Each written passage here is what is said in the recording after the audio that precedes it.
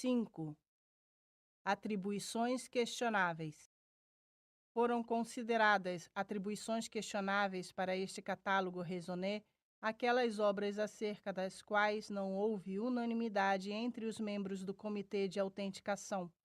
Em todos os casos, a maioria dos membros opinou em favor da inclusão destas peças na categoria de atribuições questionáveis devido a dúvidas diversas quanto à autoria de Debré. Algumas peças são muito próximas do estilo do artista, mas o estado de conservação ou outros defeitos da obra impedem dar-lhes um crédito definitivo. Em outros, a cópia foi feita diretamente a partir do original de Debré, às vezes mesmo por artistas de destaque como Charles Landser.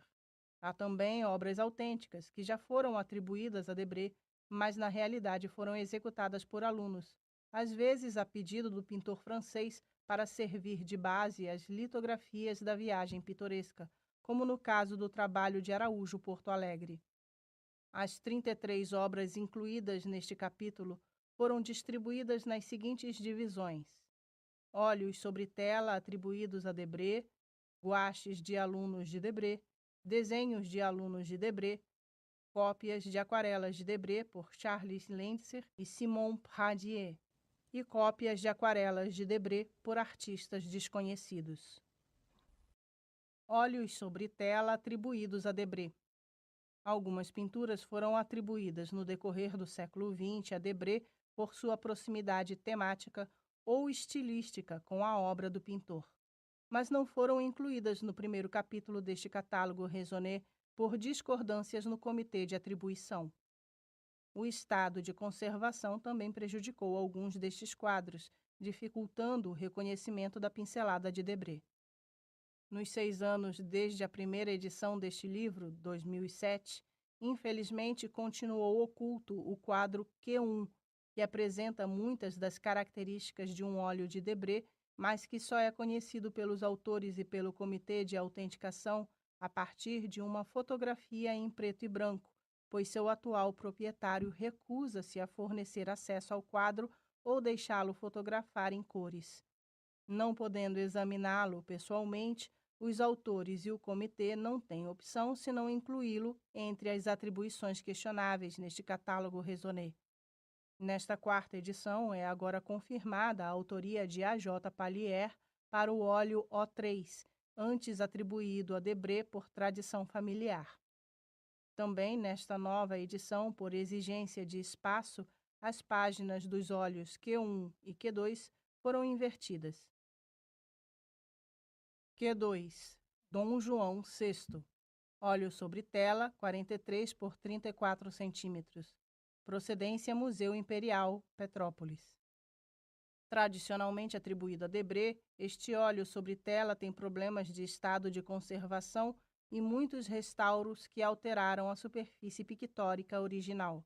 Com isso, torna-se difícil confirmar a atribuição deste retrato, que apresenta algumas características próximas ao trabalho de Debré, sobretudo na postura e nos traços do monarca, mas provavelmente trata-se de um trabalho executado por um seguidor do artista.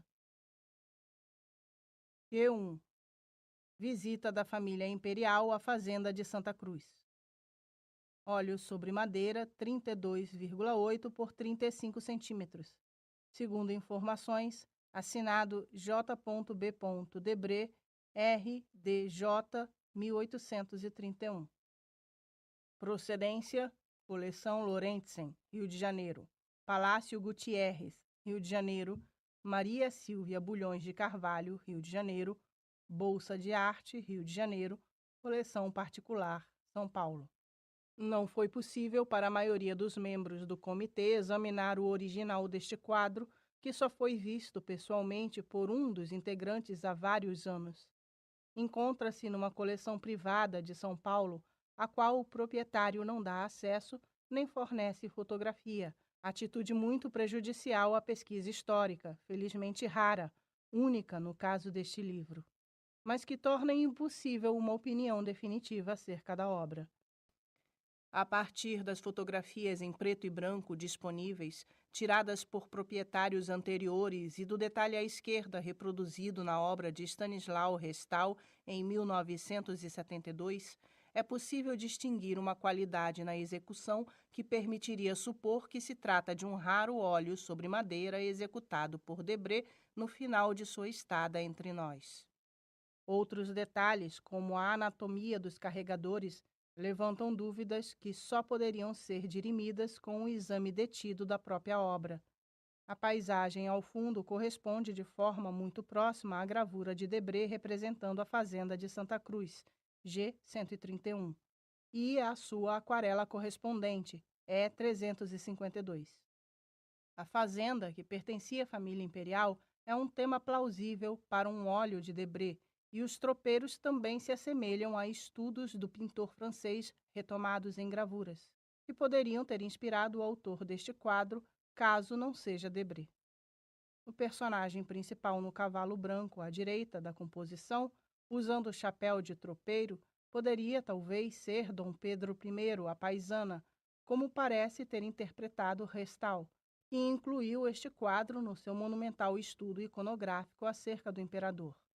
Restal indica que a composição representa a chegada da família imperial à fazenda de Santa Cruz, título que não figura em nenhuma lista de Debré e não corresponde a um esboço conhecido. Caso se possa confirmar esta atribuição, esta seria uma obra atípica no conjunto de óleos executados por Debré no Brasil, pois não se trataria nem de uma encomenda oficial, devido ao tratamento informal da figura do imperador, nem aparentemente de uma encomenda particular, sem motivo definido. Seria também o único óleo sobre madeira de Debré executado no Brasil e a única obra datada do ano da partida do artista e de Dom Pedro I. Esboço E352, detalhe. Gravura G131A. Obra agora reatribuída a A.J. Pallier. Este óleo sobre tela foi sempre atribuído a Debré por tradição familiar. Representa o mais rico fazendeiro de que se tem notícia na região do Vale do Paraíba, patriarca de uma ilustre e extensa família ligada à agricultura fluminense. Consta que Debré teria passado pelas fazendas do capitão Mor, talvez em sua viagem ao sul em 1827, quando Breves, 1748-1845, teria perto de 80 anos, o que parece compatível com a aparência do retrato, que só morreria 18 anos depois. Em todo caso, a obra sofreu desgaste com o tempo e perdeu grande parte da camada de pintura original, recomposta por restauradores. Mas a fatura do quadro não se assemelha à de Debré, o que invalidava a tradição oral quanto à sua autoria. Reavaliada agora, a partir do estudo da biografia de Pallier, notadamente do diário de viagem que fez a São Paulo e Minas Gerais em 1821, em cujo período um retrato de Sousa Breves se encaixa melhor, a obra pôde ser conferida por razões estilísticas a Pallier, para o que também concorreu o recente processo de restauração a que foi submetida a pintura. Por outro lado, caso a tradição oral se referisse apenas a um pintor francês, a atribuição a Pallier também se consolida. De qualquer maneira, trata-se de um interessante retrato de um dos personagens mais fascinantes do incipiente capitalismo brasileiro no início do século XIX. Q3. Retrato do Capitão Mor, José de Sousa Breves. Óleo sobre tela, 55 por 40 centímetros. Procedência, por descendência na família, coleção particular, Rio de Janeiro. Obras de alunos de Debré. Apresentam-se a seguir trabalhos pertencentes a museus brasileiros ou estrangeiros, cuja composição origina-se em trabalhos conhecidos de Debré, mas que foram provavelmente executados por alunos ou seguidores deste, para atender à constante demanda pela iconografia real e imperial. Pode também tratar-se de trabalhos um pouco posteriores, inspirados em obras originais de Debré e realizadas por artífices desconhecidos encarregados de produzir retratos do imperador e baseados na iconografia impressa. No caso do gouache à direita, por longo tempo classificado como pastel, a inspiração é sem dúvida a gravura G108A, reproduzida na Viagem Pitoresca e logo amplamente acessível como fonte iconográfica. No caso da miniatura abaixo, os traços do jovem príncipe herdeiro Dom Pedro são claramente inspirados em trabalhos de Debré, tais como as aquarelas A265 e A268, mas não alcançam a qualidade necessária para que nela se reconheça a mão do mestre. Q4. Dom Pedro I. Aquarela com gouache, 29,7 por 23 centímetros. Assinada J.B. Debré. Procedência de Djalma da Fonseca Hermes, Rio de Janeiro, Museu Imperial, Petrópolis. Q5. Dom Pedro I. Óleo sobre tela, 11 por 9 centímetros. Procedência Angel J. Carranza, Buenos Aires, Museu Histórico Nacional, Buenos Aires. Aquarela A268. Desenhos de alunos de Debré. Dada a profunda influência que Debré certamente exerceu sobre a grande maioria dos bons artistas do início do século XIX, que quase inevitavelmente tornavam-se seus alunos, surpreende que sejam relativamente raras as obras destes que podem ser diretamente relacionadas com temas ou trabalhos de Debré. Manuel de Araújo Porto Alegre.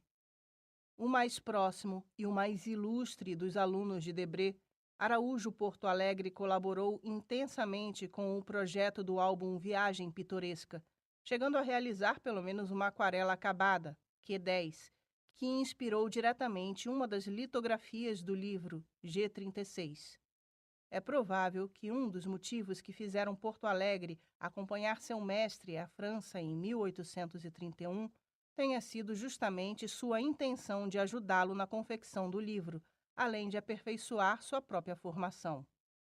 A aquarela, Q10, é claramente identificada como obra de Porto Alegre na sua própria letra, que também pode ser reconhecida nas duas obras abaixo. Todas provêm da família Debré, o que mostra que foram conservadas pelo artista. Q6. Acima à esquerda. Manuel de Araújo Porto Alegre. Estudo de Botânica. Desenho 8 por 12 centímetros. Coleção Genevieve Jean Boguicy, Rio de Janeiro. Q7. Abaixo à esquerda. Manuel de Araújo Porto Alegre. Estudo de Botânica. Verso do Q6. Desenho 8 por 12 centímetros. Coleção Genevieve Jean Boguicy, Rio de Janeiro. Q8. No centro. Manuel de Araújo Porto Alegre. Estudo de armas. Aquarela 18,8 por 23,5 centímetros. Coleção Genevieve Jean Boguicy, Rio de Janeiro. Q9. Acima. Manuel de Araújo Porto Alegre. Apito de osso de canela de ave. Aquarela 18,8 por 23,5 centímetros. Coleção Genevieve Jean Boguicy, Rio de Janeiro. Q10. Acima. Manuel de Araújo Porto Alegre. Armas indígenas. Aquarela 21,5 por 33 centímetros. Coleção Genevieve Jean Boguicy, Rio de Janeiro. Desenhos de alunos ou colaboradores de Debré, identificados ou não. Debré conservou em meio às suas próprias obras vários desenhos de colaboradores, alunos ou mesmo de outros artistas. Alguns lhe serviram para detalhes de gravuras para a Viagem Pitoresca. Outros lhe foram presenteados pouco antes de sua partida, como as belas borboletas à direita, obra de seu aluno José da Silva Arruda, diretor do Museu Nacional, que Debré não usou na viagem pitoresca. Há também cópias, como a do Cavaleiro de Cristo Morto, a partir da aquarela A43, realizada por algum aluno com propósito desconhecido. Q11. Primeira à esquerda. Casa do Senhor Langsdorff. Tinta 18,2 por 22,6 centímetros, a cerca de 1820 e 1830. Museus Castro Maia, Rio de Janeiro. Q12, segunda à esquerda. Moinho de açúcar. Tinta 18,2 por 23,1 centímetros, a cerca de 1820 e 1830. Museus Castro Maia, Rio de Janeiro. Q13, terceira à esquerda. Cavaleiro de Cristo exposto em seu ataúde. Aquarela e tinta, 18,1 por 23 centímetros. Fundação Biblioteca Nacional, Rio de Janeiro. Q14, quarta à esquerda. Vista da cidade. Tinta, 11,5 por 31,6 centímetros. A cerca de 1824 e 1827.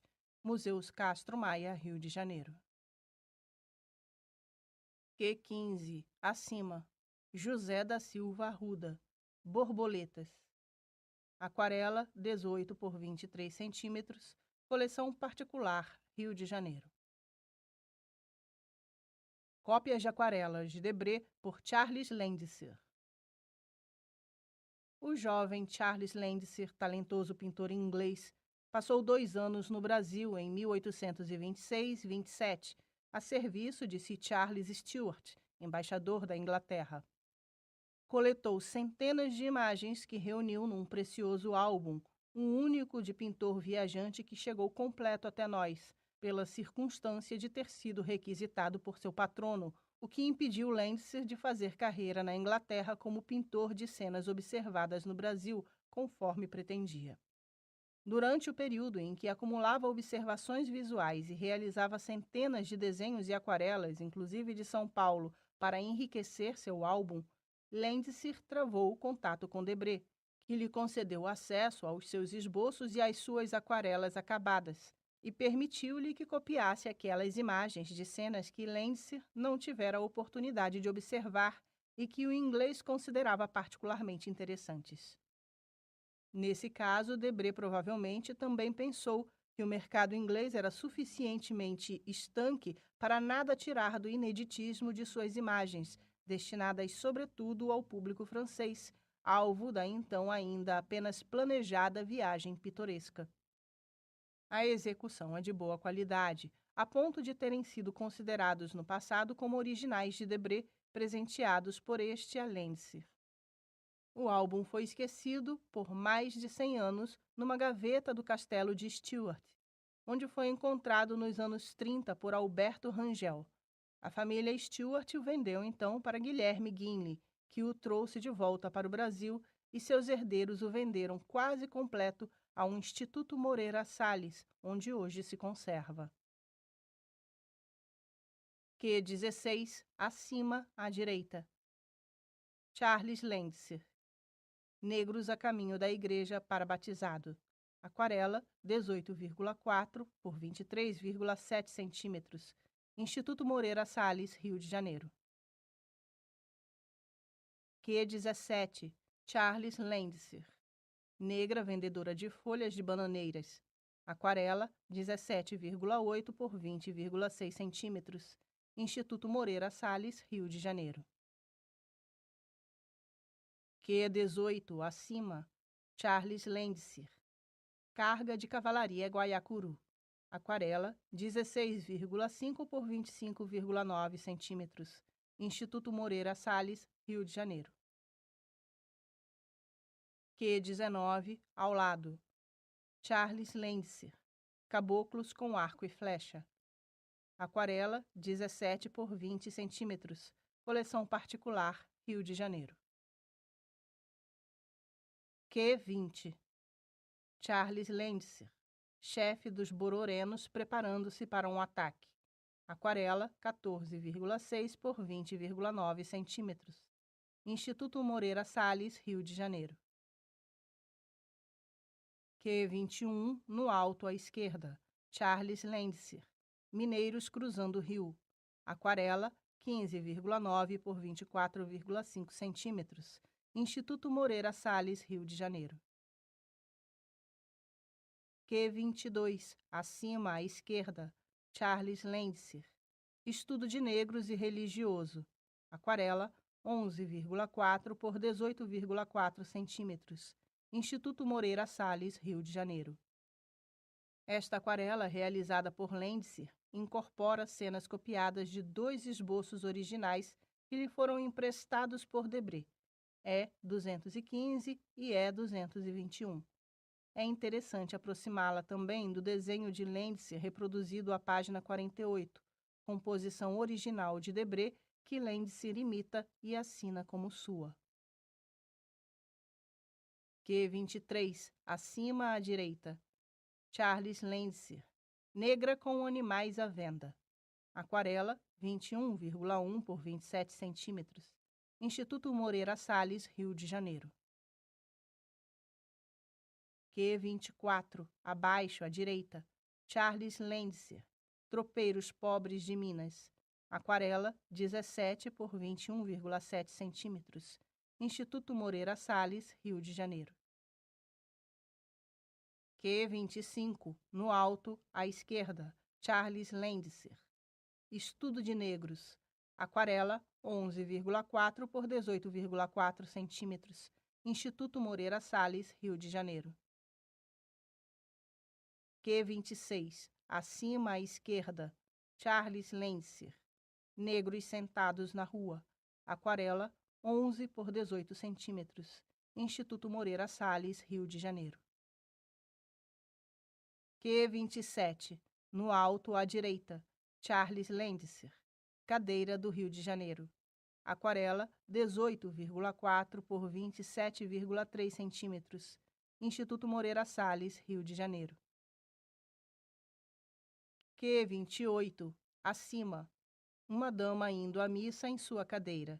Aquarela, 16,5 por 22,2 centímetros. Instituto Moreira Salles, Rio de Janeiro. Cópias de aquarelas de Debré por artistas desconhecidos. Surgiram no mercado, no decorrer do século XX, algumas aquarelas que certos especialistas consideram cópias contemporâneas de gravuras de Debré, e outros, mais numerosos, acreditam se tratar de obras avulsas do ateliê Reimann, executadas com um requinte incomum por um melhor copista que aqueles que realizaram as atribuições rejeitadas da coleção Castro Maia. No caso dos guaicurus, retratados em Q31, Q32, Q33, a margem inferior contém inclusive títulos e comentários numa letra semelhante, mas não igual à que aparece nas legendas de várias aquarelas autênticas de Debré. As assinaturas também são bastante características do ateliê Reimann. Q29, acima. Caboclas lavadeiras. Aquarela, 19,8 por 25,8 centímetros. Coleção particular, Rio de Janeiro. Q30, abaixo. Entrudo. Aquarela, 19 por 25 centímetros. Coleção particular, Rio de Janeiro. Q31, acima. Carga de cavalaria Guaicuru. Aquarela, 17,3 por 26,4 centímetros. Coleção particular, Rio de Janeiro. Q32, no alto, à direita. Chefe Guaicuru.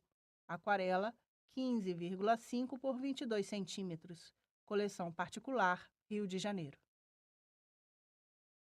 Q33, abaixo à direita. Família Guaicuru. Aquarela, 16,4 por 22,5 centímetros.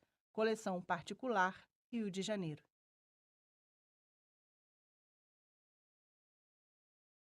6. Atribuições rejeitadas. Este capítulo mostra as 59 obras publicadas em livros ou catálogos com atribuições a Debré que foram agora rejeitadas pela totalidade dos membros do Comitê de Autenticação. As obras relacionadas neste capítulo enquadram-se em duas categorias básicas: quadros de qualidade pintados por artistas outros que Debré e que lhe foram erroneamente atribuídos, ou falsificações intencionais, quase todas oriundas do ateliê Reimann, executadas com o objetivo de se fazer passar por originais. No primeiro caso, encontram-se os excelentes quadros de Brunias, Sampaio ou um terceiro atribuído a Siqueira. Há também as 8 obras autênticas de artistas menores contemporâneos de Debré, que Reimann possuía e fez passar por obras do pintor francês, incluindo-as no conjunto vendido a Castro Maia. Existem também quadros decorativos, não assinados, executados nos anos 1930 e 1940, como pastiches declarados de Debré e Rugendas, e que, com o tempo, passaram a ser confundidos com originais. No segundo caso, há finalmente 41 falsificações do século XX, criadas com o claro intuito de parecer originais de Debré, quase sempre assinadas. Destas peças, 36 fazem parte da coleção Castro Maia, fabricadas por Reimann e seus assistentes para completar as rendosas vendas de obras originais de Debré ao colecionador carioca, que também adquiriu 8 trabalhos de artistas menores que Reimann lhe vendeu como de autoria de Debré. Óleos sobre tela com atribuição equivocada. Várias obras de museus e instituições brasileiras ganharam uma atribuição a Debré devido a vagas semelhanças com o estilo e a temática do pintor francês, ou apenas por serem mais ou menos contemporâneas com o seu tempo de atividade. Nunca houve clima nem interesse para a contestação dessas atribuições apressadas, feitas por pessoas sem conhecimento profundo da obra do artista ou simplesmente acatadas sem discussão pelas instituições quando a obra era doada por algum colecionador. Hoje, com um conhecimento maior sobre a obra de Debré, é possível eliminar por comparação várias dessas atribuições equivocadas de obras muitas vezes de excelente qualidade, conservadas em museus ou coleções particulares. R1. Índios atravessando um riacho. O caçador de escravos. Óleo sobre tela, 80 por 112 centímetros. Procedência: doado em 1951 por João da Costa Doria ao Museu de Arte de São Paulo, MASP, São Paulo. O autor da descrição desse quadro no último catálogo do MASP, publicado em 1998, afirma: os 2 títulos da tela e a atribuição são provavelmente recentes. O estilo e a qualidade da obra militam a favor da atribuição a Debré, contra a qual, de qualquer modo, não foram apresentadas objeções de monta. Uma comparação com uma obra segura de Debré, por vários motivos similar à do MASP, como A Visita a uma Fazenda em Santa Cruz, de 1831, coleção Bulhões de Carvalho, Rio de Janeiro, reforça resolutamente a atribuição e oferece uma referência cronológica a partir da qual é possível datar a obra do MASP.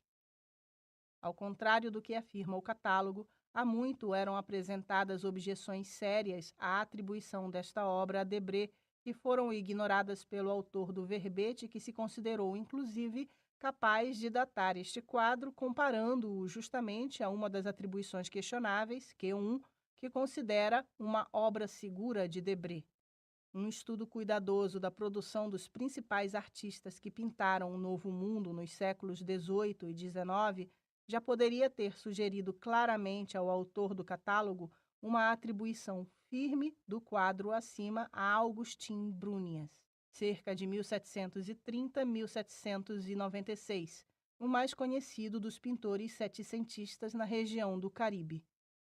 Deveria também ter seguido sua intuição quando dizia, no mesmo texto em que afirmava ser o quadro de autoria de Debré: embora já do terceiro decênio do século XIX, a obra reelabora um receituário paisagístico típico da situação figurativa do tardio 700. O quadro é, de fato, muito claramente do final do século XVIII e certamente representa a ilha de Saint-Vicent ou São Vicente, muitas vezes pintadas por Brunias por encomenda de Sir William Young, o mais poderoso fazendeiro da região. Os índios caribes retratados na cena já haviam travado contato com Cristóvão Colombo em 1492. Nada tem em comum com os índios brasileiros retratados por Debré, que nunca pintou cestos ou adereços semelhantes aos dos indígenas da composição. Tampouco a vestimenta da figura de costas, que parece comandar o movimento, o caçador de escravos, tem qualquer característica brasileira. Reproduz-se em tamanho menor, acima, outra tela de Brunias leiloada em Londres por um preço recorde em 2003, que dirime qualquer dúvida a respeito da atribuição do quadro do MASP a Brunias. Tanto as cabanas quanto os cestos, a vegetação, os adereços, a postura e os tipos dos índios são praticamente idênticos ao quadro do Museu Paulista, obra perfeitamente autêntica que figura entre as mais importantes da série pintada por Augustin Brunias no Caribe. A atribuição a Debré deve ter sido inventada pelo marchand europeu que possuía o quadro antes de 1951, com o claro intuito de induzir a venda para o colecionador brasileiro que pretendia doá-lo ao recém-criado MASP. Augustin Brunias, uma família de caribes da ilha de São Vicente, óleo sobre tela 56 por 61 centímetros, coleção particular. R2. Dom João VI a cavalo, óleo sobre tela 60 por 51 centímetros, coleção particular. Este óleo de cuidadosa execução pertenceu à coleção dos Marqueses de Bonneval e tinha uma atribuição tradicional a Debré. Esta atribuição fortalecia-se aos olhos do mercado pelo fato dos marqueses serem também donos da prestigiosa coleção de 40 aquarelas de Debré, adquirida por um tio da marquesa em 1920 e dispersada em 1985. O quadro certamente não foi pintado por Debré, mas é de autoria do mesmo pintor competente, provavelmente português, que realizou o quadro de Dona Carlota Joaquina a cavalo, conservado no Museu Imperial, sem dúvida concebido como par desta obra. Reprodução acima. No catálogo do museu, o quadro é atribuído a Domingos Antônio de Siqueira, o maior pintor português contemporâneo de Dom João VI. O museu possui outro retrato de Dom João VI a cavalo, este certamente de Siqueira, e a diferença de estilos é clara. Não é o propósito deste catálogo raisonné indicar uma nova autoria para o retrato de Carlota Joaquina no Museu Imperial, hoje atribuído a Siqueira. Mas qualquer que seja a nova atribuição que os estudiosos especializados em pintura portuguesa possam encontrar para este quadro, a mesma autoria deverá, então, ser reconhecida para este retrato de Dom João VI a cavalo, tradicionalmente considerado como obra de Debré, mas que não apresenta as características de sua pintura. Retrato de Dona Carlota Joaquina atribuído a Domingos Antônio Siqueira, 60 por 51 centímetros. R3. Retrato de Dom João VI. Óleo sobre tela, 62 por 53 centímetros. Museu Histórico Nacional, Rio de Janeiro. Este retrato de Dom João VI é conservado há muitos anos no Museu Histórico Nacional, MHN, com uma atribuição a Debré. Trata-se, muito provavelmente, de um retrato do monarca executado pessoalmente ou por um dos seguidores de José Inácio S. Paio, ou Sampaio, um dos retratistas mais atuantes da corte portuguesa, autor, entre outros, da grande tela ao lado, representando Dom João VI sentado, do convento de Mafra, na qual a posição e o tratamento do rosto do rei é demasiado semelhante ao modelo deste quadro, para tratar-se de outro artista. O MHN, numa atitude exemplar entre os museus brasileiros, modificou a atribuição após a primeira edição deste livro. José Inácio Sampaio, retrato de Dom João VI sentado. Óleo sobre tela, 210 por 215 centímetros, 1824. R3 bis. Retrato de Dona Carlota Joaquina. Óleo sobre tela, 43 por 33 centímetros. Coleção particular, Rio de Janeiro. O quadro a óleo inédito reproduzido acima foi baseado na aquarela A269, o retrato mais bem elaborado já realizado de Carlota Joaquina, publicado pela primeira vez neste catálogo e que deu origem à gravura G112B. Apesar de conservar muitos atributos da obra de Debré, esta tela deve ser de autoria de outro artista, talvez contemporâneo, mas inferior, que teve acesso à aquarela ou mesmo à gravura ainda no século XIX. Quadros decorativos do século XX. A partir dos anos 1920, com a proliferação das revistas ilustradas e com o maior interesse pelo estudo do passado recente do Brasil, começou a desenvolver-se uma verdadeira Debré-mania, cujo auge deu-se com a descoberta da coleção comprada por Castro Maia no final dos anos 1930. Neste momento, a procura por vistas originais do Rio de Janeiro deixou de ser restrita ao pequeno círculo de colecionadores de quadros do nosso passado e estendeu-se a uma classe abastada, mais ampla, pouco preocupada com a autenticidade, que procurava apenas belos objetos para a decoração de suas moradias e que atendessem ao tema da moda. Aproveitando essa nova demanda, tradicionais casas de decoração do Rio de Janeiro, como a Henrique Liberal, passaram a vender séries de quadros a óleo pintados ao estilo da primeira metade do século XIX e inspirados nas gravuras de Debré e Rugendas. Esses bonitos quadros eram executados por artistas brasileiros anônimos bastante competentes, que não assinavam suas obras e nem os decoradores as faziam passar pelo que não eram. Os quadros eram vendidos apenas como peças de decoração ao estilo de Debré. Os autores deste livro, nos últimos 30 anos, viram em casas de diversos particulares no Brasil e no exterior dezenas desses pastiches de Debré, sempre emoldurados da mesma forma, tal como aparecem nesta página. Com o tempo, muitas famílias herdaram estas obras, esqueceram as circunstâncias nas quais foram criadas e vendidas e passaram a acreditar que se tratavam de pinturas originais do início do século XIX. Algumas foram, inclusive, oferecidas no mercado de arte como tais. Felizmente, alguns galeristas experientes guardavam na memória a verdadeira história desses trabalhos e a verdade tem sido reestabelecida. 3 dessas telas, 2 restauradas e uma ainda com um verniz amarelado, são agora reproduzidas nesta página para que o registro de sua origem fique definitivamente estabelecido. R4 no alto. Anônimo, início do século XX. Cena ao estilo de Debré. Óleo sobre tela octogonal, 45 por 45 centímetros, coleção particular, Paris.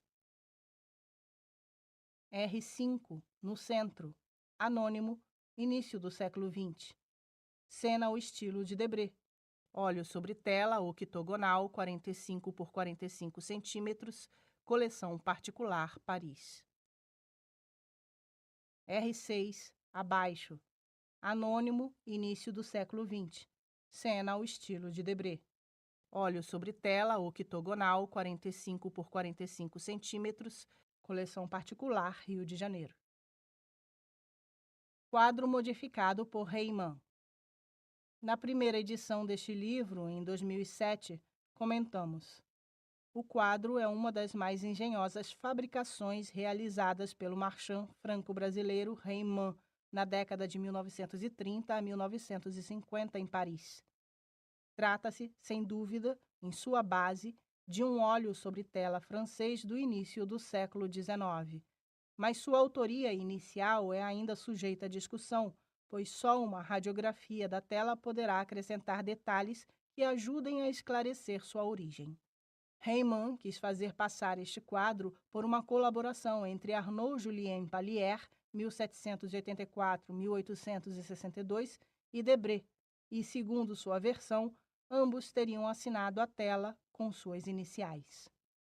Mais tarde, no livro Pallier e o Brasil, de 2011, os mesmos autores escreveram: há hoje um consenso a respeito deste quadro ser uma fabricação total de Rembrandt a partir de um autorretrato de um pintor desconhecido do século XIX, e que o falsário quis fazer passar, acrescentando-lhe a assinatura AP, por um retrato de Debré por Pallier.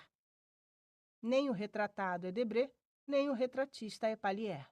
Trata-se de um autorretrato anônimo transformado por Rembrandt através da adição, respectivamente, do cavalete e na parede de uma cópia do desenho de Dona Leopoldina, de Debré, e de 2 índios de sua viagem pitoresca, além do indefectível monograma AP.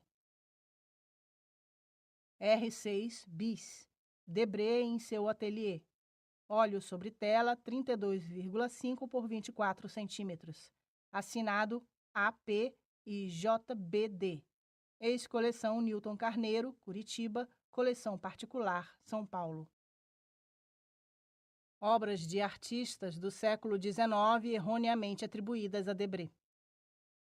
Na Paris dos anos 1930, o marchand Roberto Rembrandt decidiu especializar-se nas obras de artistas viajantes que visitaram o Brasil e a Argentina no século XIX, para aproveitar a rica clientela de sul-americanos que visitavam regularmente a capital francesa. Naquele momento, a oferta de obras originais produzidas havia apenas um século era enorme e Rembrandt também teve a boa ideia de procurar os descendentes dos artistas que sabia terem vivido na América do Sul. Aproximou-se, como é conhecido, da herdeira de Debré, mas também comprou espólios de outros artistas como os Pallier, pai e filho. Os autores deste catálogo raisonné encontraram também, nos últimos 30 anos, várias obras atribuídas a Rugendas, Bouvelot e outros artistas viajantes produzidas no ateliê Rembrandt. Ao vender os sucessivos conjuntos a Castro Maia em 1939 e 1940, Rembrandt chegou até mesmo a confundir-se e incluiu uma de suas cópias de Rugendas, R50, no conjunto de Debré. Por outro lado, nesta época, eram também encontrados com grande facilidade e por preços baixos desenhos e aquarelas dos inúmeros artistas amadores que haviam realizado esboços durante suas viagens à América do Sul, nos anos 1820 e 1840, antes da invenção da fotografia. Para reforçar seus conjuntos vendidos a Castro Maia, Rembrandt incluiu 8 dessas obras autênticas de artistas anônimos contemporâneos de Debré nos lotes de obras oferecidas como peças legítimas do pintor francês. Entre estas, a verossimilhança de R9, Lagoa Rodrigo de Freitas, com a obra de Debré ainda seria razoável, mas a vista de Olinda, R10, mostra que Rembrandt não sabia que Debré nunca havia ido a Pernambuco, que avistou no máximo na viagem de ida, o que também vale para Fernando de Noronha, R8, e mais ainda para Callao, no Peru, R13 e R14, e, sobretudo, o Cabo da Boa Esperança, R7 e R12, na África. Foram também incluídas nesta seção um desenho antigo atribuído por equívoco a Debré por um museu, assim como um desenho infantil encontrado num dos conjuntos de obras originais do pintor. R7, ao lado. Cabo da Boa Esperança. Aquarela, 11,8 por 18,8 centímetros. Museus Castro Maia, Rio de Janeiro. R8, no alto. Chácara da Cabeça, na Lagoa Rodrigo de Freitas. Aquarela, 16,3 por 25,1 centímetros. Museus Castro Maia, Rio de Janeiro. R9, no centro. Olinda. Aquarela, 15,7 por 24,9 centímetros. Museus Castro Maia, Rio de Janeiro. R10, Bahia do Rio de Janeiro. Aquarela monocroma, 6,9 por 14,2 centímetros. Museus Castro Maia, Rio de Janeiro. R11, Fernando de Noronha. Aquarela 15,1 por 15,5 centímetros. Museus Castro Maia, Rio de Janeiro. Num exemplo de como é perniciosa a presença de obras com atribuições errôneas em coleções públicas, uma estudiosa de valor foi recentemente induzida em erro pela procedência aparentemente inatacável desta imagem. A historiadora aceitou esta aquarela de local ignorado e de autor desconhecido, intitulada Fernando de Noronha por Reimann para dar-lhe mais charme, como obra verdadeira de Debré e, ao não reconhecer a topografia atual da ilha, supôs que a ponta aqui visível, que hoje não existe mais, houvesse ruído desde a suposta passagem de Debré em 1816 ou 1831. R12, Cabo da Boa Esperança. Aquarela 15,8 por 30,4 centímetros. Museus Castro Maia, Rio de Janeiro. R13, Callao, Peru. Aquarela 17,5 por 10,4 centímetros. Museus Castro Maia, Rio de Janeiro. R14, Callao, Peru. Aquarela 17,5 por 10,4 centímetros. Museus Castro Maia, Rio de Janeiro. R15, Construção do telégrafo no Morro do Castelo. Aquarela 12 por 18 centímetros. Museu Histórico Nacional, Rio de Janeiro. R16, Cavalhadas. Lápis 11 por 16,5 centímetros. Acerca de 1817 e 1829. Acervo Banco Itaú, São Paulo. O desenho acima fazia parte do conjunto de originais de Debré descoberto em Londres em 1992, num exemplar da Viagem Pitoresca. Claramente não é da autoria de Debré, parecendo mais um desenho infantil que, por acaso, permaneceu neste conjunto. Falsificações do ateliê Reimann. Quando obteve a rica coleção de mais de 500 obras originais de Debré, conservada por sua herdeira, Madame Maurice, Roberto Reimann apressou-se em cotejar os originais recém-obtidos com as já conhecidas gravuras da Viagem Pitoresca, mina inesgotável de informação sobre a obra de Debré. Não deve ter tardado em constatar que as obras mais importantes eram as aquarelas acabadas, que davam origem, muitas vezes sem modificações, às principais gravuras do álbum. Notou também que, enquanto as aquarelas urbanas estavam quase todas presentes no conjunto Maurice, as aquarelas que deram origem às cenas de índios eram apenas 1/3 das que Debré provavelmente executou, e as aquarelas preparatórias das cenas históricas estavam conspicuamente ausentes. Decidiu, então, encomendar a competentes falsários, artistas às vezes talentosos, mas desempregados, que copiassem certas gravuras da Viagem Pitoresca e realizassem aquarelas que Reimann pudesse fazer passar pelas obras originais de Debré, que teriam dado origem justamente às gravuras das quais haviam sido copiadas. Como as imagens originais eram em preto e branco e a margem de erro para colori-las seria perigosa, Reimann preferiu indicar, na maioria das vezes, que as cópias fossem realizadas em sépia. Também deve ter imaginado que, se fossem cortadas para focalizar apenas a cena principal, passariam mais facilmente por estudos preparatórios. Nestas 4 páginas são mostradas 13 aquarelas de tema histórico realizadas pelos contratados de Reimann a partir das litografias da Viagem Pitoresca, das quais 12 foram vendidas a Castro Maia como obras originais de Debré. Por ocasião da publicação da primeira edição deste catálogo Raisonné, em 2007, foi criado um comitê de 4 especialistas que se juntaram aos autores para examinar as atribuições de toda a obra de Debré. A rejeição unânime neste livro pelos 6 integrantes do comitê de 42 aquarelas pertencentes à coleção Castro Maia desagradou ao diretor do então Departamento de Museus do IFAM, futuro IBRAM, Instituto Brasileiro de Museus, que determinou então a criação, com recursos do MINC, de uma outra comissão, agora oficial. À nova comissão caberia a tarefa de reestudar a opinião emitida por este livro a respeito das peças pertencentes a um museu federal e conferir a consistência das conclusões deste livro.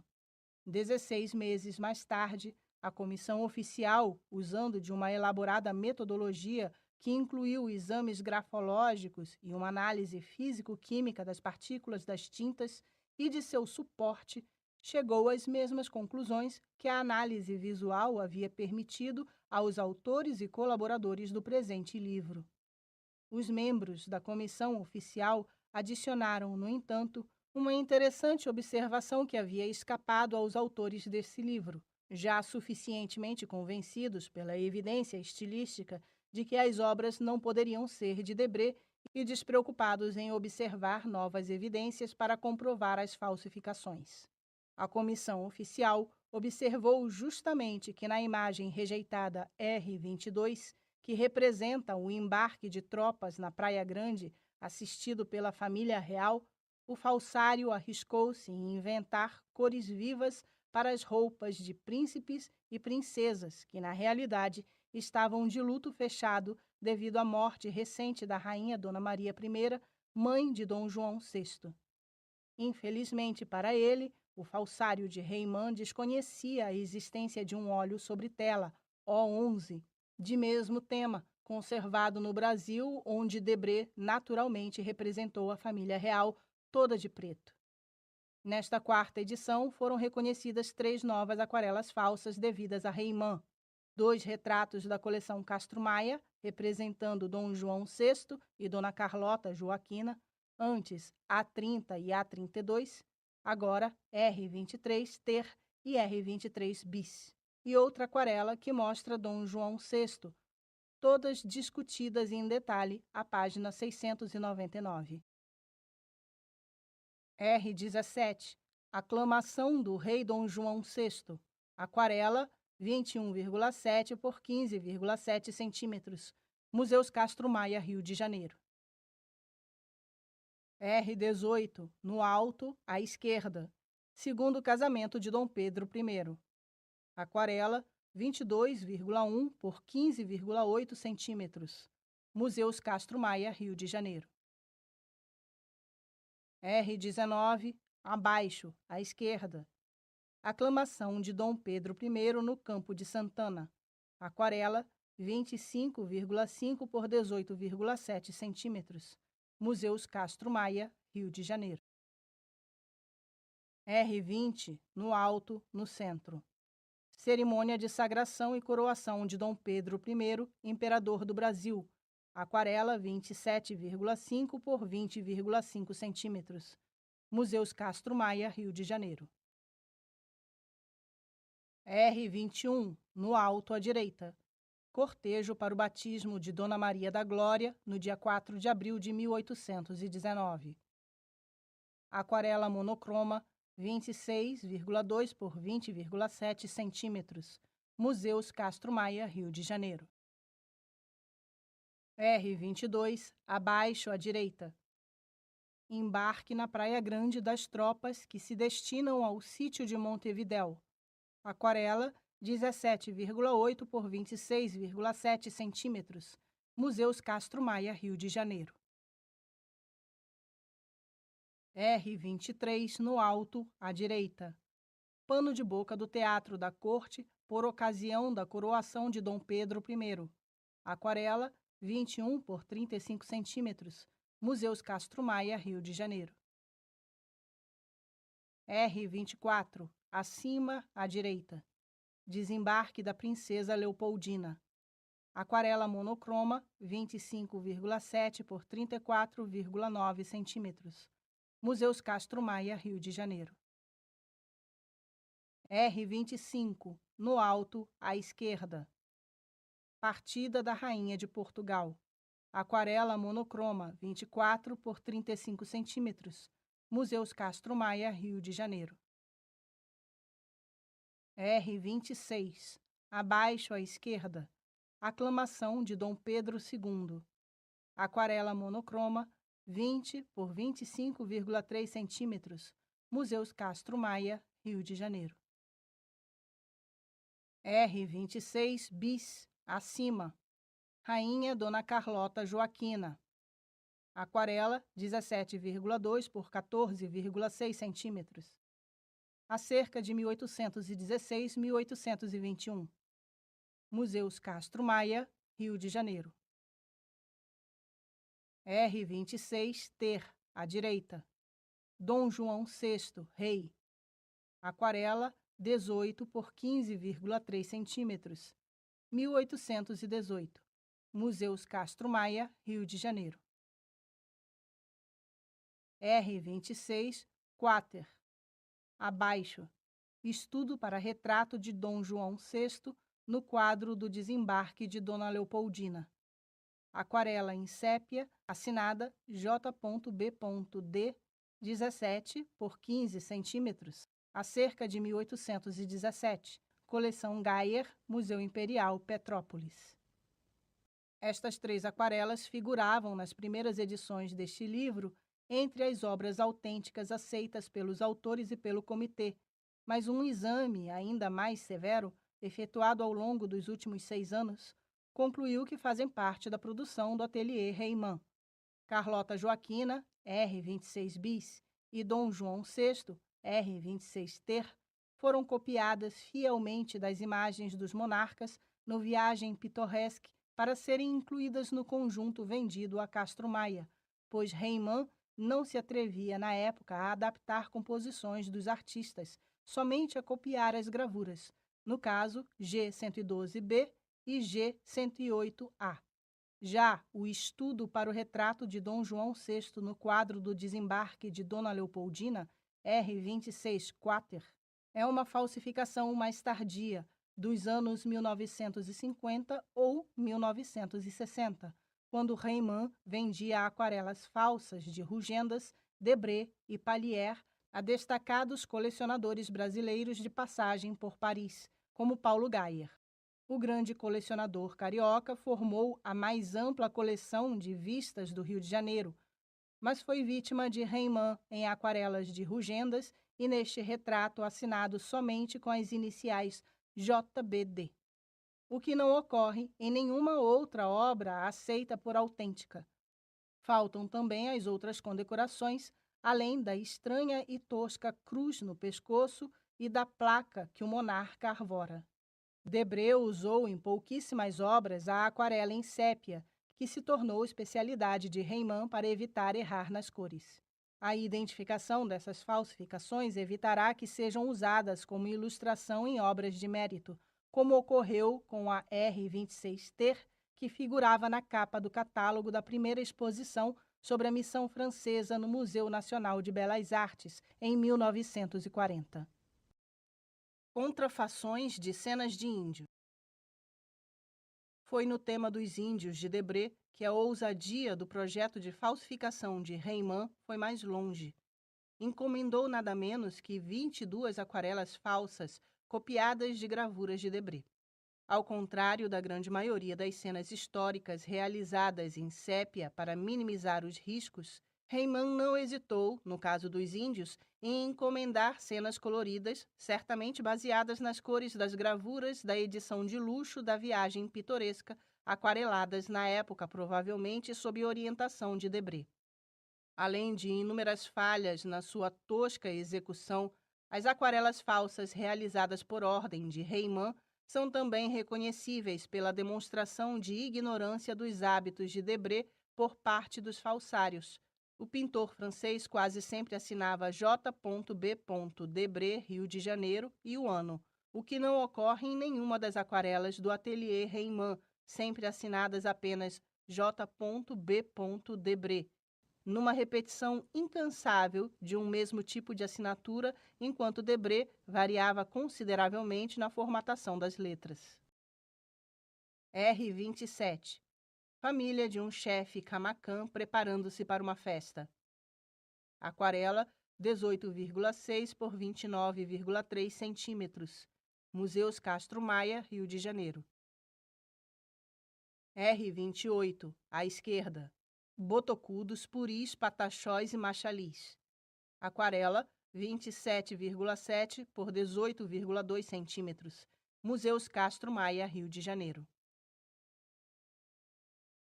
R29 no alto à esquerda. Chefe Camacan Mungoió. Aquarela 27,6 por 20,6 centímetros. Museus Castro Maia, Rio de Janeiro. R30 abaixo à esquerda. Chefe dos Selvagens Charruas. Aquarela 27,8 por 20,8 centímetros. Museus Castro Maia, Rio de Janeiro. R31 no alto ao centro. Índia Camacan Mungoió. Aquarela 27,6 por 20,6 centímetros. Museus Castro Maia, Rio de Janeiro. R32 abaixo ao centro. Múmia de chefe coroado. Aquarela 27 por 20 centímetros. Museus Castro Maia, Rio de Janeiro. R33 no alto à direita. Bugre da província de Santa Catarina. Aquarela 24,8 por 16,8 centímetros. Museus Castro Maia, Rio de Janeiro. R34 abaixo à direita. Sinal de combate, coroados. Aquarela 27,2 por 21,8 centímetros. Museus Castro Maia, Rio de Janeiro. R35 no alto à esquerda. Caboclo. Aquarela 22 por 27 centímetros. Museus Castro Maia, Rio de Janeiro. R36 no alto à direita. Chefe dos Bororenos partindo para o ataque. Aquarela 24,1 por 32,7 centímetros. Museus Castro Maia, Rio de Janeiro. R37 no centro à esquerda. Família de botocudos em marcha. Aquarela 27 por 25,1 centímetros. Museus Castro Maia, Rio de Janeiro. R38 no centro à direita. Aldeia de Caboclos no Cantagalo. Aquarela 19,8 por 26,8 centímetros. Museus Castro Maia, Rio de Janeiro. R39 abaixo à esquerda. Índio Guarani civilizado. Aquarela 27 por 20 centímetros. Museus Castro Maia, Rio de Janeiro. R40 abaixo à direita. Índia Guarani civilizada a caminho da igreja em trajes domingueiros. Aquarela 26,8 por 20 centímetros. Museus Castro Maia, Rio de Janeiro. R41 mais abaixo. Guaranis civilizados. Artilheiro no Rio de Janeiro. Aquarela 27 por 20 centímetros. Museus Castro Maia, Rio de Janeiro. R42 Dança de Selvagens na Missão de São José. Aquarela 20,6 por 27,5 centímetros. Museus Castro Maia, Rio de Janeiro. R43 no alto à esquerda. Sinal de retirada, coroados. Aquarela monocroma 26,8 por 19,5 centímetros. Museus Castro Maia, Rio de Janeiro. R44 no centro à esquerda. Índios Guaianazes. Aquarela monocroma 28 por 20,5 centímetros. Museus Castro Maia, Rio de Janeiro. R45 abaixo à esquerda. Soldados índios escoltando selvagens. Aquarela monocroma 22 por 27,6 centímetros. Museus Castro Maia, Rio de Janeiro. R46 no alto à direita. Índios civilizados, soldados de Mogi das Cruzes combatendo botocudos.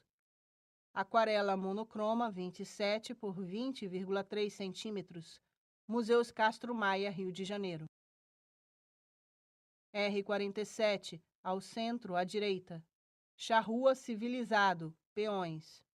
Aquarela monocroma 27 por 20,5 centímetros. Museus Castro Maia, Rio de Janeiro. R48 abaixo à direita. Soldados índios escoltando selvagens. Aquarela e lápis 12,7 por 18 centímetros. Museus Castro Maia, Rio de Janeiro. R49. Negros vendendo galinhas e peru. Aquarela 18,8 por 27,6 centímetros. Museus Castro Maia, Rio de Janeiro. Esta é a única cena urbana que Reimann atreveu-se a mandar copiar, com pouco sucesso. É uma imitação servil da gravura, na execução da qual nada se reconhece do talento ou das cores de Debré. Também a assinatura é uma enésima repetição do mesmo modelo adotado pelo falsificador, que acaba assemelhando-se a um carimbo. R50, Olinda. Aquarela 18,3 por 27,3 centímetros. Museus Castro Maia, Rio de Janeiro. Imaginamos inicialmente que esta aquarela tivesse sido realizada no ateliê Reimann, a partir de uma gravura do álbum de Rugendas, abaixo, e que fosse provavelmente destinada a outros clientes de Reimann, apreciadores de Rugendas. Mas o falsário teria se confundido e incluído por distração esta cópia de uma composição de Rugendas no conjunto de obras de Debré vendido a Castro Maia. Parecia-nos, por isso, que a presença desta imagem, claramente inexplicável no contexto de um conjunto de obras originais de Debré, assim como vários outros indícios de má-fé de Reimann, teriam levado Castro Maia a levantar suspeitas que não quis divulgar publicamente, mas que o fizeram romper com o marchand franco-brasileiro, conforme o próprio Reimann alude na carta a um colecionador brasileiro, citada neste livro na página 17.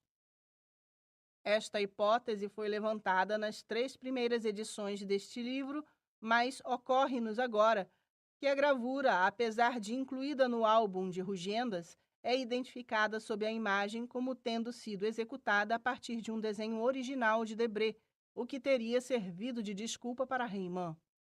Não há notícia de que o artista francês tenha desembarcado em Pernambuco, senão possivelmente como escala em sua viagem ao Brasil com a missão francesa em 1816. É possível que tenha existido um desenho feito nesta oportunidade que Debré tenha disponibilizado para Rugendas e que desde então foi perdido. Algo semelhante acontece com a vista de Ilhéus, E357, que serviu de base para a gravura Colônia Europeia nas proximidades de Ilhéus, que consta no álbum de Rugendas, com a devida atribuição do desenho original a Debré sob a imagem. Neste caso, como o desenho sobreviveu, é mais fácil compará-lo à gravura.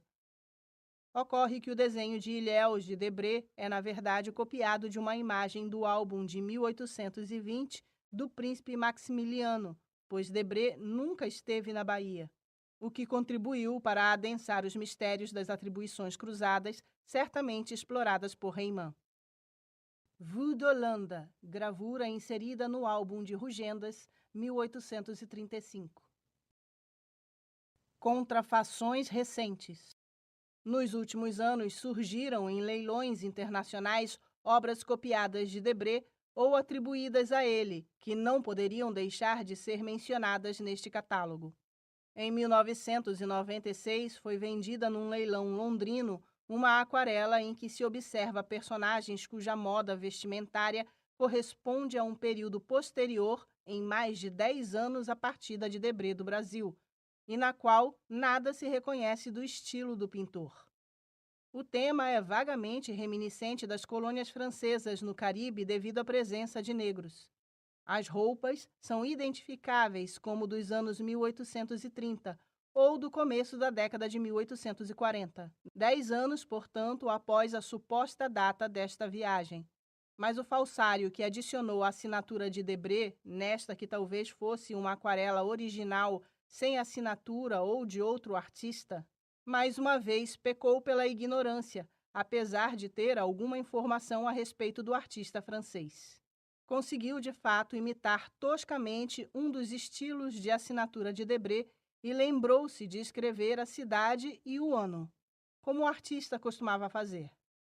Esqueceu-se apenas que a prática comum no século XX período em que o falsário cometeu seu delito de chamar o Rio de Janeiro simplesmente de Rio, não existia no século XIX, no tempo de Debré.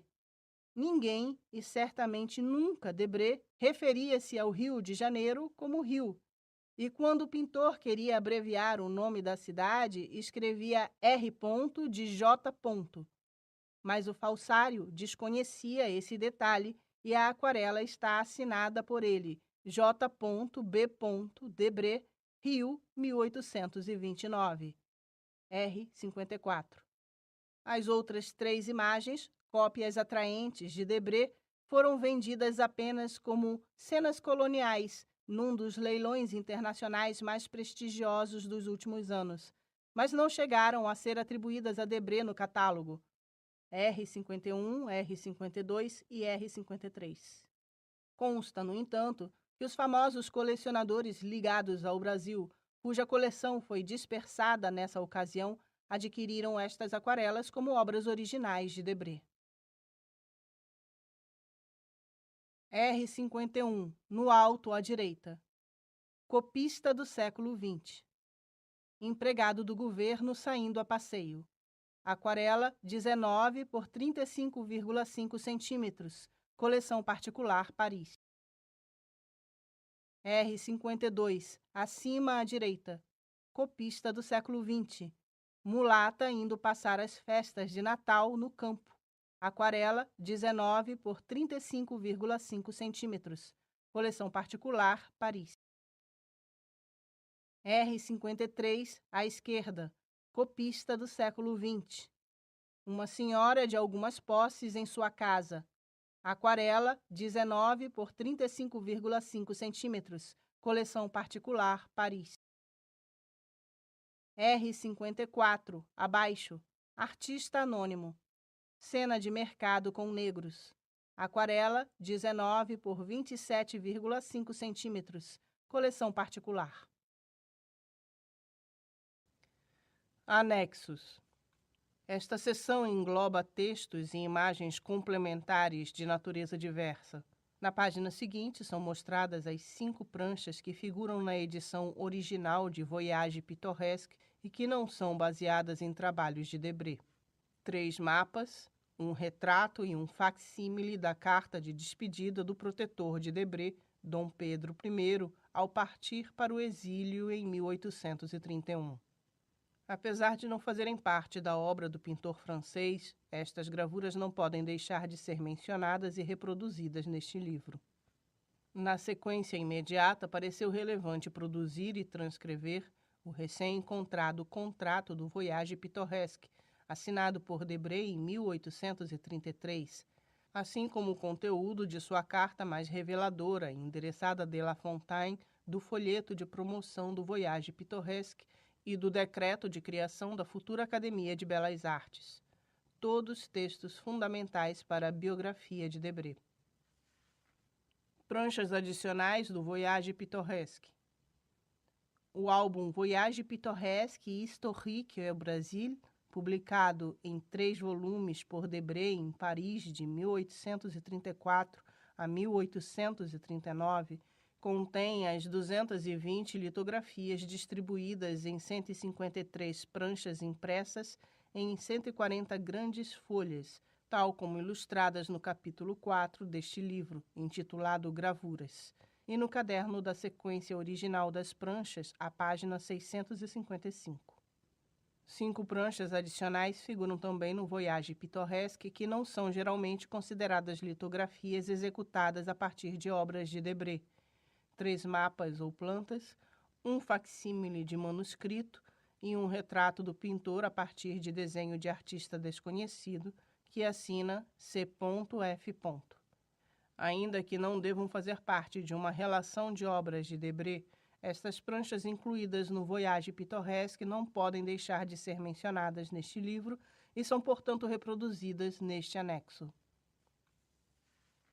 Retrato de Jean-Baptiste Debré, prancha não numerada do Voyage Pittoresque. Mapa da Baía do Rio de Janeiro, prancha não numerada do Voyage Pittoresque. Planta da cidade de São Sebastião do Rio de Janeiro, prancha não numerada do Voyage Pittoresque. Mapa do Brasil, prancha não numerada do Voyage Pittoresque. Carta de despedida de Dom Pedro I, prancha não numerada do Voyage Pittoresque. Contrato original do Voyage Pittoresque.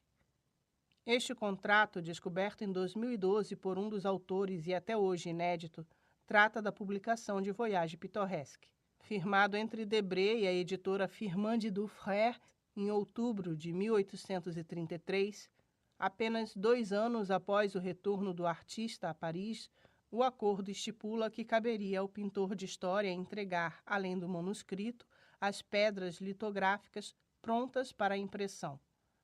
Essa cláusula, além de forte indício de que Debré já chegara com o projeto de seu livro bem adiantado, demonstra o profundo envolvimento do artista na preparação e no custeio das litografias. Além de ter pintado as aquarelas originais, que já trouxe acabadas do Brasil, Debré realizou na França o projeto de passá-las para a pedra. Foi ele o autor, portanto, tanto do Delineavit del, de todas as 153 pranchas, como do Sculpcity, Sculp, de toda a maioria delas, tendo contado em algumas com a cooperação da viscondessa Pauline de Portes nos desenhos das transparências preparatórias e naqueles realizados sobre as próprias pedras. Isso explicaria também a ausência do crédito em separado nas margens, para quem realizou o Sculpcity. No relatório sobre o Voyage Pittoresque que apresentaram para a Academia de Belas Artes da França, os acadêmicos que o assinam, Calder, Conde de Clarac e Lebas, são peremptórios ao declarar que as pranchas foram litografadas pelo próprio autor. O contrato, onde já fica acertado desde então o número de tomos do livro, também ressalva que o projeto terá prosseguimento como estipulado, contanto que não haja atraso por parte do Sr. Debré. Debré tinha, portanto, interesse absoluto em entregar prestamente o trabalho para que o grande projeto de sua vida não fosse prejudicado. Esta foi provavelmente a razão de ter arregimentado Pauline de Portes para ajudá-lo na preparação das pranchas litográficas do livro, que, pelo contrato, ficaria pronto em 390 dias, ainda em 1834, e não 5 anos. Isso sugere uma preocupação de Debré e do editor Firmin Didot, que morreria em 1836, antes de ver o projeto acabado com o 3º tomo só publicado em 1839, em realizar uma corrida editorial com o livro de Rugendas, êmulo de Debré, que publicou o seu Voyage Pittoresque inteiro em 1835. Uma vez prontas, as pedras foram preparadas para a impressão nas oficinas litográficas de Charles Motte e Thierry Frère, sucessores da firma Engelmann, empreendimento transformado na casa editorial concorrente de Firmin Didot, que publicou Rugendas. O fato da preparação das pedras ter sido dividida, sobretudo a partir do 2º tomo do Voyage, em 2 oficinas, é outro sinal de que Debré realmente esperava que os 18 fascículos finais de sua obra ficassem prontos antes de 1839. Documentos originais. Estes 4 documentos foram transcritos na íntegra devido à sua importância para a biografia brasileira de Debré. Carta de Debré ao amigo de La Fontaine, Paris, IEB USP, São Paulo. Página 26, página 29 e página 35. Rio, 27 de novembro de 1816. Meu bom velho camarada, recebe 1 milhão de abraços muito sinceros, agradecimentos dos cuidados que tua vigilante amizade teve para que se chegassem às minhas mãos as últimas cartas que tive tanto prazer de receber. Não creias que, para completar o número, eu te mande novamente uma parte daquelas que você me enviou sob envelope. Eu guardo, para mim, todas as missivas, e aquelas que te mando são todas verdadeiramente brasileiras. Você me pede notícias, sou todo teu. Dizer-te que a nomeação do Sr. Le Breton é confirmada pelo rei não seria mais que uma coisa já bem sabida no Rio de Janeiro, Paris, Londres e em Lisboa. Mas te dizer como isso se produziu, aí está o relato interessante que não se soube aqui, a não ser por algumas pessoas. Espero te tratar como amigo, você pode estar garantindo de conhecer a catástrofe. Volto ao Harvard do começo do ano de 1816 para te fazer durar o prazer mais longamente e te esclarecer sobre as particularidades ligadas ao herói portador de palheta que figura em oposição ao nosso diretor. O Sr. T, o pai, que nada mais era todo o tempo que o globo de vidro da folha invisível através da qual reconhecemos a idade, e o sexo da personagem que falava irritado, desesperado, tanto do atraso quanto do silêncio do Sr. Le Breton.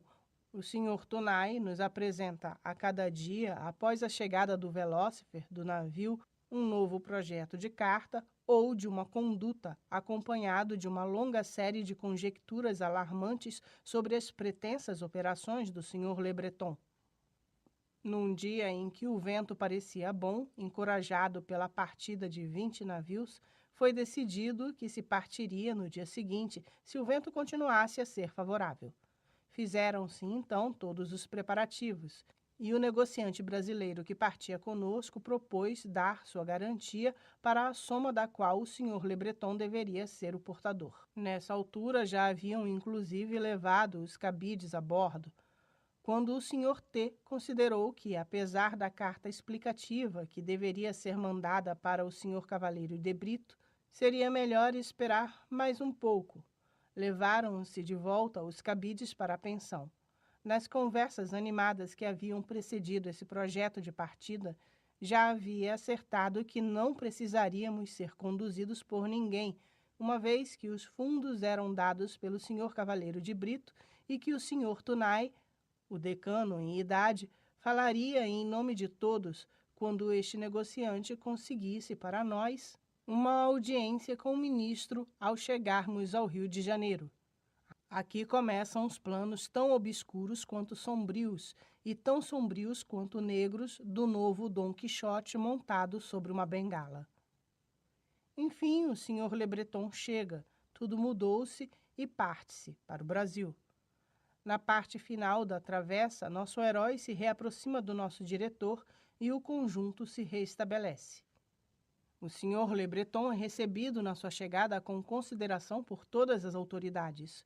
O Sr. T, que continua querendo escrever, nos faz assinar uma carta de agradecimento ao Sr. Cavaleiro de Brito, na qual faz elogios ao Sr. Le Breton. Estes são os primeiros pregos que se cravam no pé do nosso campeão enfraquecido. Aqui a cena escurece novamente e o sol ilumina esse dia funesto em que tive a honra de fazer alguns croquis escolhidos na hora da família real durante uma revista de tropas que se fez na Praia Grande.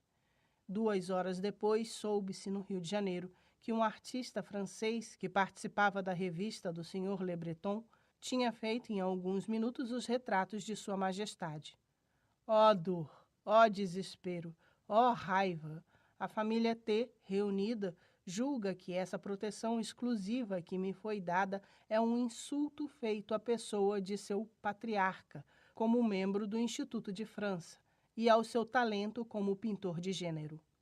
Só a lua foi testemunha dos complôs e projetos de vingança que se meditaram durante a noite que seguiu a fatal jornada. No dia seguinte, todos se puseram em campo. Toda a família deixou a casa e se espalhou pela cidade como estafetas para semear pequenas confidências capazes de fazer muitos inimigos para Le Breton. Cada um trabalhou o melhor que pôde. Enquanto isso, o Sr. Le Breton acabava o seu projeto de organização e o apresentou. Este foi lido e aprovado por todas as pessoas convidadas a ouvir a leitura. Os ministros começaram, no entanto, a ouvir alguns relatórios desairosos contra o Sr. Le Breton, mas acostumados aos efeitos da maledicência e da própria calúnia, estes relatos não produziram nenhum efeito. A chegada do Duque de Luxemburgo deixou ainda mais assanhada a tropa pronta para aproveitar qualquer oportunidade. Foi então que se fez circular o epíteto de padre casado, com certeza de que este faria efeito, o que de fato aconteceu e causou muito pesar ao senhor d'Arranjou, de Araújo, ministro que gosta muito de artes e protege a expedição. O ministro sabia a força do golpe na opinião do rei.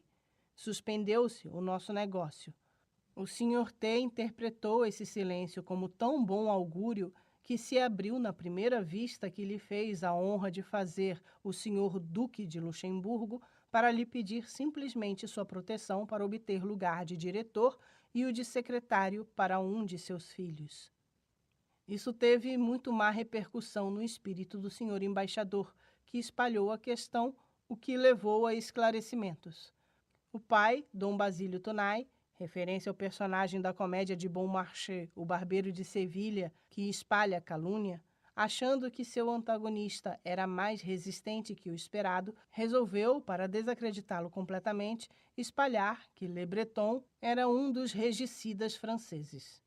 Essa última calúnia era tão forte que o governo tomou mesmo informações junto à embaixada. Mas logo foi verificado que se tratava de uma atroz calúnia, o que tornou justamente o nosso diretor atual, Le Breton, mais interessante aos olhos dos ministros que o protegem. Mas como esses rumores haviam passado por bocas respeitáveis, o assunto tornou-se delicado. Nada foi precipitado. 2 meses depois, o ministro do Tesouro Real, homem cheio de espírito e zelo pelos nossos negócios, acalmou os espíritos e tranquilizou todas as coincidências, provando que o indivíduo sobre o qual se dispunha dessas informações não tinha nenhuma ligação com o nosso diretor, Le Breton, a não ser por uma coincidência de nome, uma vez que havia sido reconhecido que nosso homem, Le Breton, não fazia parte da Convenção Nacional. Assim, ninguém estava errado devido à similitude do nome. Um desenlace tão rápido quanto inesperado que terminou o melodrama e devolveu a todos o contentamento, exceto ao Dom Basílio, que foi dormir com um verdadeiro acesso de febre. Sequência das notícias, Sua Majestade deve ser coroado no dia 27 de setembro. As esperanças dos habitantes do Brasil vão, enfim, se realizar, pois as opiniões se dividem entre o retorno do Rio a Portugal e a sua estada no Brasil. Ninguém se determina a tomar qualquer partido para formar grandes projetos. As pessoas que seguiram o rei esperam sempre uma volta a Portugal, onde deixaram suas fortunas e propriedades. Os brasileiros, ao contrário, entendem que a residência do rei é um golpe de grande sorte para o país, que teve recentemente a vantagem e a honra de ser elevado ao título de Reino Unido a Portugal e Algarves, o que lhe dá prerrogativas para o comércio e manufaturas das quais estava privado enquanto era colônia. Não havia nenhum gosto dominante em termos de luxo como aquele que foi trazido pelos portugueses, eles mesmos dirigidos pelo gosto dos ingleses. Em geral, há pouca atividade e nenhuma invocação. Como se está habituado a procurar saber o preço do que se conhece, os operários não ousariam agir de outra forma. Os brasileiros temem o empreendimento de fazer ou comprar qualquer coisa nova. Só os militares portugueses têm alguma ideia da Europa e de suas vantagens. Os brasileiros, em geral, preferem esperar a chegada das mercadorias europeias para comprar aquilo que lhes convir, a se meterem a fazer importação daquilo que não conhecem. Daqui a alguns meses terei, sem dúvida, notícias interessantes para te mandar. Goste sempre muito do meu bom irmão por amor a mim. Veja-o com frequência e fale-lhe às vezes de mim. Minha amizade de minha parte, a sua cara família. Adeus, meu bom amigo, reitero meus agradecimentos e te rogo crer em sua sinceridade, assim como na sinceridade de minha velha amizade. Camarada do Brasil, Debré. Dê minhas lembranças ao bom e gentil Gerard, assim como aos senhores Percier e Fontaine. Grandjean junta-se a mim. Está começando belíssimos trabalhos cujos alicerces acabam de ser abertos. A Louvoine escreveu ao escultor Tonai que o Sr. de Bedin, Gay e um outro arquiteto que se propõe a vir até aqui. Você pode lhes comunicar que bastariam 24 horas do calor do nosso sol para tornar os três loucos. Falo aqui com a imparcialidade de um bom camarada. No fundo, que venham. Eu lhes prometo empregar todo o prestígio do diretor para interná-los no hospital imediatamente. Decreto de criação da Escola Real de Ciências, Artes e Ofícios de 12 de agosto de 1817, página 32. Atendo ao bem comum que provém aos meus fiéis vassalos de se estabelecer no Brasil uma Escola Real de Ciências, Artes e Ofícios, em que se promova e difunda a instrução e conhecimento indispensáveis aos homens destinados só aos empregos públicos da administração do Estado, mas também ao progresso da agricultura, mineralogia, indústria, comércio, de que resulta a substância, comodidade e civilização dos povos, maiormente neste continente, cuja extensão, não tendo ainda o devido correspondente número de braços indispensáveis ao tamanho e aproveitamento do terreno, precisa dos grandes socorros da estética para aproveitar os produtos, cujo valor e preciosidade podem vir a tornar o Brasil o mais rico e opulento dos reinos conhecidos, fazendo-se necessário aos habitantes o estudo das belas artes, como aplicação referente aos ofícios mecânicos, cuja prática, perfeição e utilidade dependem dos conhecimentos teóricos daquelas artes e difusivas luzes das ciências naturais, físicas e exatas. E querendo, para tão úteis fins, aproveitar desde já a capacidade, habilidade e ciência de alguns estrangeiros beneméritos que têm buscado minha real e graciosa proteção para serem empregados no ensino e instrução pública daquelas artes. Ei por bem, e mesmo enquanto as aulas daqueles conhecimentos, artes e ofícios não foram a parte integrante da dita Escola Real das Ciências, Artes e Ofícios, que eu houver de mandar e estabelece. Se pague anualmente por quartéis a cada uma das pessoas declaradas na relação incerta neste meu Real Decreto e assinada pelo Ministro e Secretário de Estado dos Negócios Estrangeiros e da Guerra, a soma de 832 mil réis em que importam as pensões, de que por um efeito de minha real munificência e paternal zelo pelo bem público deste reino, lhe faço mercê para sua subsistência, pagas pelo real erário, cumprindo desde logo cada um dos ditos pensionários com as obrigações, encargos e estipulações que devem fazer a base do contrato, que, ao menos pelo tempo de 6 anos,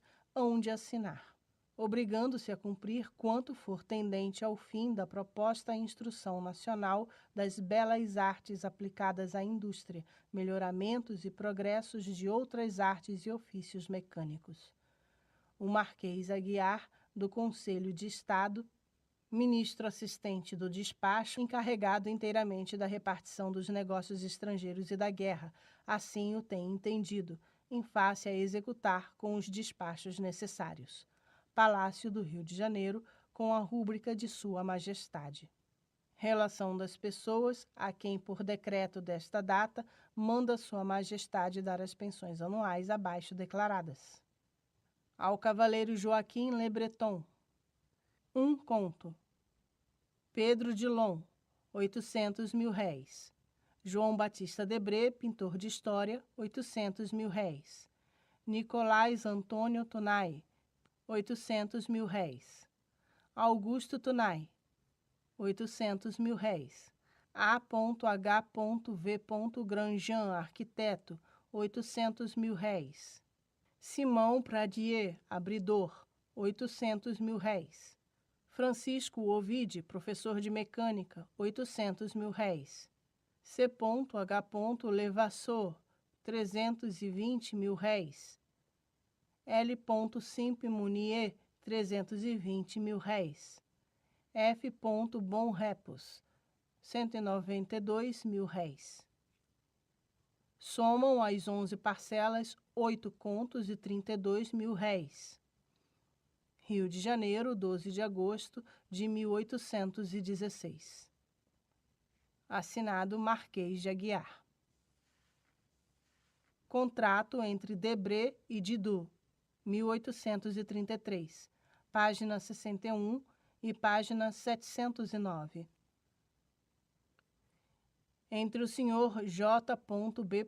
Debré, pintor de história, residente à Rua Saint-Honoré, 362, e os senhores Firmin de Dufray, impressores e livreiros, situados à Rua Jacob, 24, ficou conveniado o que segue. O Sr. Debré, autor de Viagem ao Brasil, se engaja a entregar aos senhores Firmin de Dufray o manuscrito e as pedras litográficas desta obra, que devem formar cerca de 3 volumes e ser publicados em fascículos de 6 páginas de texto e 6 pranchas litografadas em formato in folio, sobre papel do tipo Grand Raisin Velin. Os senhores Didot cobrirão todas as despesas de impressão do texto e das pranchas litografadas, assim como os custos do papel, tanto para as pranchas quanto para o texto, e se comprometem a publicar um fascículo a cada 15 dias, contanto que não haja atraso por parte do Sr. Debré. O preço da venda de cada fascículo está fixado em 8 francos para o público, mas os senhores Firmin de Didot só prestarão contas à sociedade de um preço de 6 francos após a dedução dos 13º exemplares, devido aos descontos que são obrigados a fazer aos livreiros, despesas e o risco de venda. Imediatamente após a publicação de cada fascículo, serão remetidos gratuitamente ao autor 12 exemplares para que possam ser distribuídos a seus amigos. Quando os senhores Firmin de Didot tiverem recebido, graças à venda, as quantias que desembolsaram, os lucros serão divididos, metade para o Sr. Debré e metade para os senhores Firmin de Dufray. Para tal, uma prestação de contas será fornecida a cada 3 meses. Paris, 30 de outubro de 1833. Aprovado o escrito acima, J. B. Debré, e aprovado o escrito acima, Firmin de Dufray. Folheto de divulgação do Voyage Pittoresque, 1838, página 58. Livraria de Firmin de Dufray, impressores e livreiros do Instituto.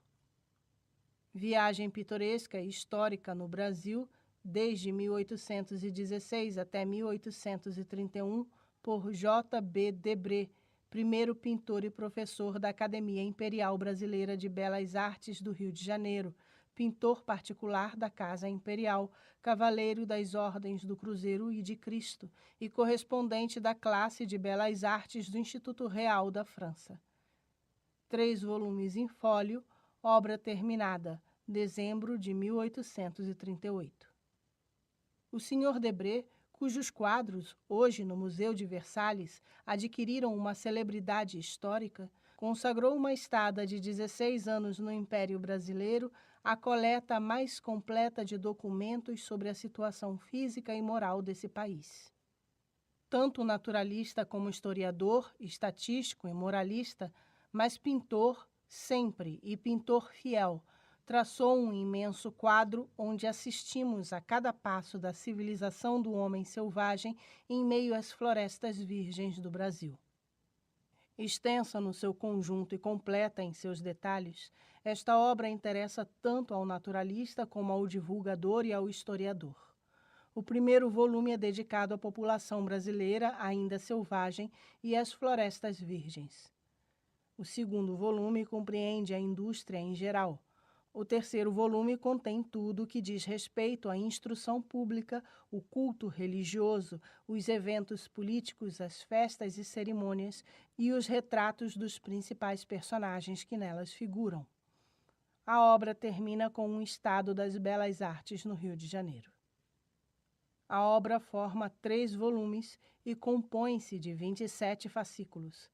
Cada fascículo em formato em fólio é composto de 6 pranchas e de um texto explicativo. Preço do fascículo, 8 francos. O mesmo livro, colorido com o maior cuidado. Preço de cada fascículo, 16 francos. O primeiro volume, compreendendo 8 fascículos. Preço em preto e branco, 64 francos. Colorido, 128 francos. O tomo segundo, contendo 8 fascículos, mesmo preço. O terceiro, contendo 10 fascículos. Preço em preto e branco, 80 francos. Colorido, 160 francos. Os compradores poderão adquirir cada fascículo à medida que for publicado, com a condição de comprometer-se pela obra inteira.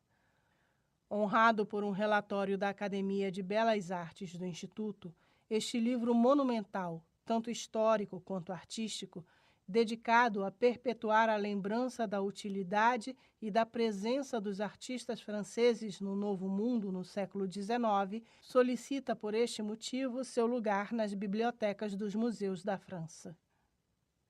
O livro do Sr. Debré, ilustrado com mais de 150 pranchas e impresso pelos senhores Didou, oferece aos bibliófilos estrangeiros a raridade de uma tiragem limitada a 200 exemplares.